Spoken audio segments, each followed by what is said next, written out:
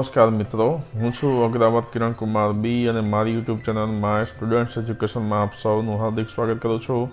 વિદ્યાર્થી મિત્રો, આ વિડીયોમાં આપણે ધોરણ 6ના વિદ્યાર્થીઓ માટે તારીખ 1 માર્ચ 2025ના રોજ સામાજિક વિજ્ઞાનની જે એકમ કસોટી લેવાની એનું પ્રશ્ન બેંકનું સંપૂર્ણ સોલ્યુશન જોઈશું. ચાલો જોઈએ ફટાફટ આ સોલ્યુશન.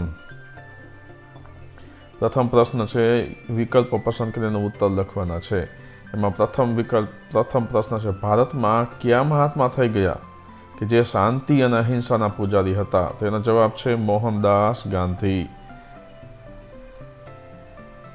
ત્યારબાદ બીજો પ્રશ્ન જોઈએ, નીચેનામાંથી કઈ બાબત જૈન ધર્મને લાગુ પડતી નથી? એમાં સી, ત્રિપિટક જૈન ધર્મને લાગુ પડતી નથી, કારણ કે એ બૌદ્ધ ધર્મના ગ્રંથ માટેનું છે. ત્યારબાદ ₹200ની ચલણી નોટ પર બૌદ્ધ ધર્મ સાથે જોડાયેલ કયા સ્થાપત્યને સ્થાન મળ્યું છે? તો એમાં છે સાંચીનો સ્તૂપ. ગુજરાતમાં કયું પ્રખ્યાત જૈન તીર્થ આવેલ છે? તો જવાબ છે પાલીતાણા. 5મું છે, કપિલવસ્તુ નામનું રાજ્ય ક્યાં આવેલ હતું? તો જવાબ છે હિમાલય પ્રદેશમાં. ગૌતમ બુદ્ધનું બાળપણનું નામ શું હતું? જવાબ છે સિદ્ધાર્થ. સિદ્ધાર્થના ગુરુનું નામ શું હતું? આલારકલાંગ. ત્યારબાદ 8મું છે, બુદ્ધના પ્રથમ ઉપદેશને શું કહેવામાં આવે છે? તો બુદ્ધના પ્રથમ ઉપદેશને ધર્મ ચક્ર પ્રવર્તન કહેવામાં આવે છે. 9મું છે, ગૌતમ બુદ્ધે કયા વૃક્ષની નીચે બેસીને સત્ય અને જ્ઞાનની પ્રાપ્તિ માટે આરાધના કરી હતી? જવાબ છે પીપળા નીચે બેસીને. 10મું, બુદ્ધનો અર્થ શું થાય છે? જવાબ છે બુદ્ધનો અર્થ જ્ઞાની થાય છે. બુદ્ધનો અર્થ થાય છે જ્ઞાની. 11મો પ્રશ્ન જુઓ મિત્રો, જૈન ધર્મના છેલ્લા તીર્થંકર કોણ હતા? જૈન ધર્મના છેલ્લા તીર્થંકર મહાવીર સ્વામી હતા. મહેશ સ્વામીએ કેટલા વ્રતો આપ્યા? મહાવીર સ્વામીએ 5 વ્રતો આપ્યા. વર્ધમાનની પુત્રીનું નામ શું હતું? જવાબ છે વર્ધમાનની પુત્રીનું નામ પ્રિયદર્શિની હતું. મહાવીર સ્વામીએ કઈ નદીના કિનારે કઠોર તપશ્ચર્યા કરી હતી? મહાવીર સ્વામીએ ઋજુપાલિકા નદીના કિનારે કઠોર તપસ્યા કરી હતી. મહાવીર સ્વામી પોતાના મન અને ઇન્દ્રિયો પર વિજય પ્રાપ્ત કર્યા બાદ શું કહેવાયા? તો જીન કહેવાયા. 16મું, જૈન ધર્મને જાણવાના મહત્વપૂર્ણ ગ્રંથો કયા છે? જવાબ છે જૈન ધર્મને જાણવાના મહત્વપૂર્ણ ગ્રંથો આગમ ગ્રંથો છે.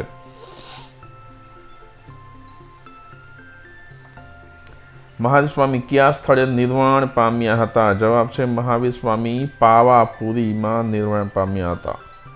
18મો પ્રશ્ન જુઓ મિત્રો. 18મા પ્રશ્નમાં છે, નીચેનામાંથી કઈ બાબત મહાવીર સ્વામી સાથે જોડાયેલ છે?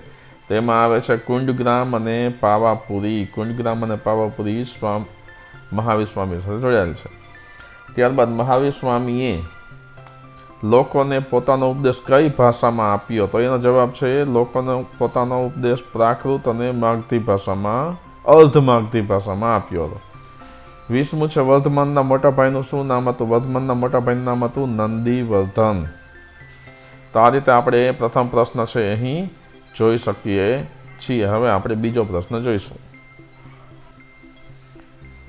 મિત્રો, હવે આપણે બીજો પ્રશ્ન જોઈએ. પ્રશ્ન છે, નીચેના પ્રશ્નોના એક વાક્યમાં જવાબ આપો, કોઈ પણ 5. તો પ્રથમ પ્રશ્ન છે, જૂનાગઢમાં આવેલ અશોકના શિલાલેખમાં કયા 3 રાજવીઓના લેખ છે?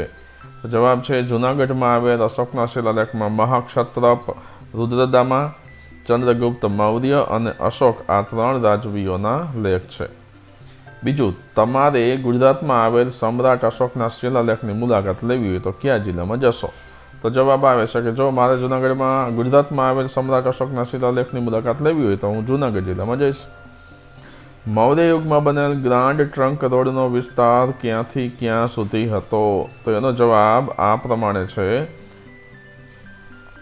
મૌર્ય યુગમાં બનેલ ગ્રાન્ડ ટ્રંક રોડનો વિસ્તાર તામ્રલિપ્તિથી તક્ષશિલા અને તક્ષશિલાથી મધ્ય એશિયા સુધી હતો. ચોથું છે, સમ્રાટ અશોકે બૌદ્ધ ધર્મના કયા સિદ્ધાંતોના પ્રચાર માટે વિશેષ ભાર મૂક્યો હતો? જવાબ છે સમ્રાટ અશોકે બૌદ્ધ ધર્મના પ્રેમ, દયા, કરુણા, સદાચાર, અનુકંપા જેવા સિદ્ધાંતોના પ્રચાર માટે વિશેષ ભાર મૂક્યો હતો. સમ્રાટ અશોકે બૌદ્ધ ધર્મનો પ્રચાર કયા દેશમાં કર્યો હતો? જવાબ છે સમ્રાટ અશોકે બૌદ્ધ ધર્મનો પ્રચાર બ્રહ્મદેશ એટલે કે મ્યાનમાર, સિલોન એટલે કે શ્રીલંકા, સિરિયા, ઇજિપ્ત, મેસેડોનિયા વગેરે દેશોમાં કર્યો હતો. છઠ્ઠો પ્રશ્ન છે કયા રાજવીને શકારી તેમજ વિક્રમાદિત્ય તરીકે ઓળખવામાં આવે છે? જવાબ છે ચંદ્રગુપ્ત બીજાને શકારી તેમજ વિક્રમાદિત્ય તરીકે ઓળખવામાં આવે છે. સાતમો પ્રશ્ન મિત્રો, ગુપ્ત યુગના કયા શાસકને સિક્કામાં વીણા વગાડતા દર્શાવવામાં આવ્યા છે? સમ્રાટ સમુદ્રગુપ્તને સિક્કામાં વીણા વગાડતા દર્શાવવામાં આવ્યા છે. બૃહદ સંહિતા નામનો ગ્રંથ કોણે લખ્યો હતો? બૃહદ સંહિતા ગ્રંથ વરાહ મિહિર દ્વારા લખવામાં આવ્યો હતો. નવમું છે કુમારગુપ્ત પછી કયા શાસકે મગધની ગાદી સંભાળી હતી? જવાબ છે કુમારગુપ્ત પછી સ્કંદગુપ્તે મગધની રાજગાદી સંભાળી હતી.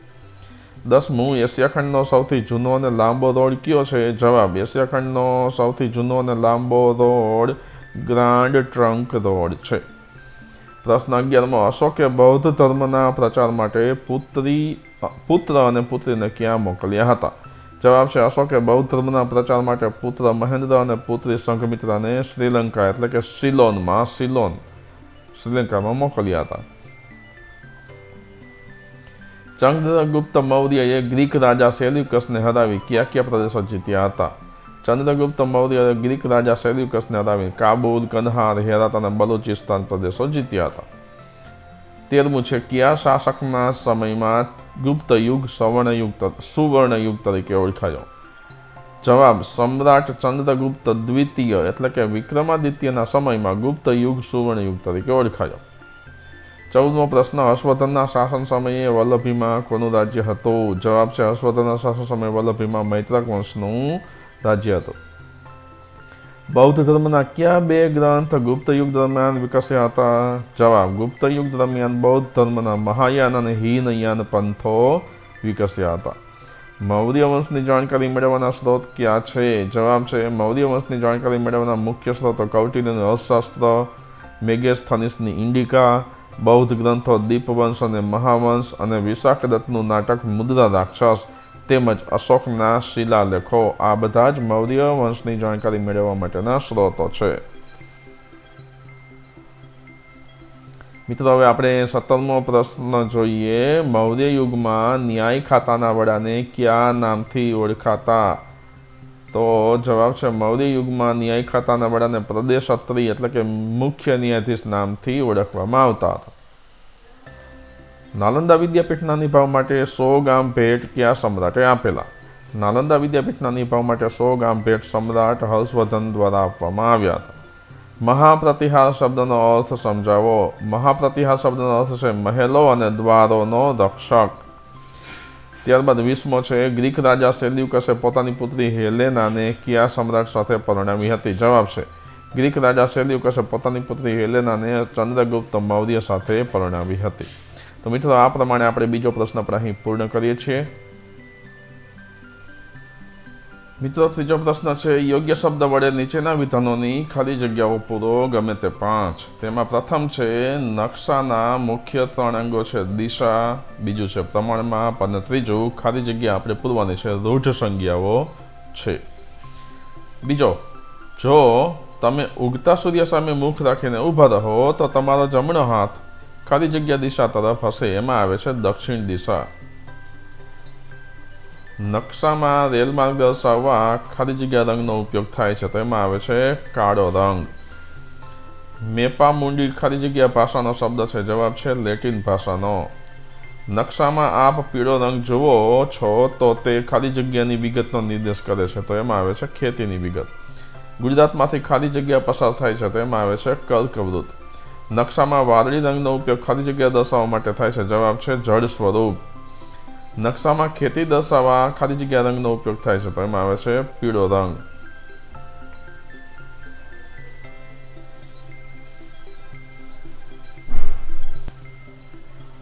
9મું છે ચુંબકના ગુણધર્મના આધારે વિકસાવવામાં આવેલ દિશા દર્શાવતા સાધનને ખાલી જગ્યા કહેવામાં આવે છે. એમાં જવાબ આવે છે હોકાયંત્ર.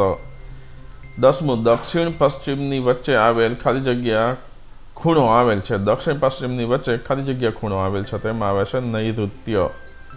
11મું ખંડ, દેશ, સ્થાનિક વહીવટી તંત્ર તથા તેની સરહદની માહિતી આપતા નકશા એ ખાલી જગ્યા એટલે કે રાજકીય પ્રકારના નકશાનું ઉદાહરણ છે.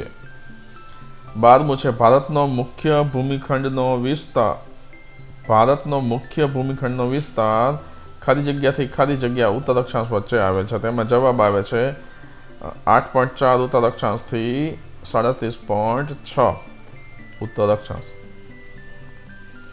13મું હિમાલયની પર્વતમાળા ભારતની ખાલી જગ્યા દિશાએ આવે છે, એમાં જવાબ છે ઉત્તર દિશાએ. નકશામાં લાલ રંગ ખાલી જગ્યા વિગત દર્શાવે જમીન માર્ગ. અને ભારત એશિયા ખંડની ખાલી જગ્યા દિશાએ આવેલ છે, જવાબ છે દક્ષિણ દિશાએ. તો આ રીતે આપણે આ પ્રશ્ન ત્રીજો છે એ પણ અહીં પૂર્ણ કરીએ છીએ. મિત્રો હવે આપણે ચોથો પ્રશ્ન જોઈએ, જેમાં જોડકા જોડવાના છે. પ્રથમ વિભાગ છે એમાં રોકીજ પર્વતમાળા, હોર્સ્ટ પર્વત, ફ્યુજીયામા, વિસુવિયસ અને અરવલ્લી. સામે વિભાગ બ છે એમાં જર્મની, ઇટાલી, ઉત્તર અમેરિકા, જાપાન, ભારત અને બ્રાઝિલ. આપણે યોગ્ય રીતે જોડીએ તો રોકીજ પર્વતમાળા છે એ આવે છે ઉત્તર અમેરિકામાં, હોર્સ્ટ પર્વત છે એ જર્મનીમાં, ફ્યુજીયામા છે એ જાપાન, વિસુવિયસ છે એ ઇટાલી અને અરવલ્લી છે એ ભારતમાં લાગુ પડશે. હવે બીજું જોઈએ, વિભાગ બીજો છે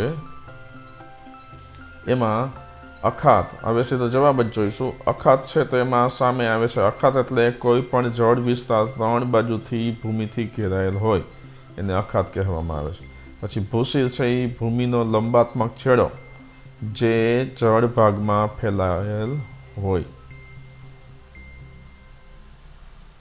પછી ત્રીજું છે ટાપુ, તો જે ભૂમિ ભાગ ચારે બાજુથી જળ વિસ્તારથી ઘેરાયેલો હોય.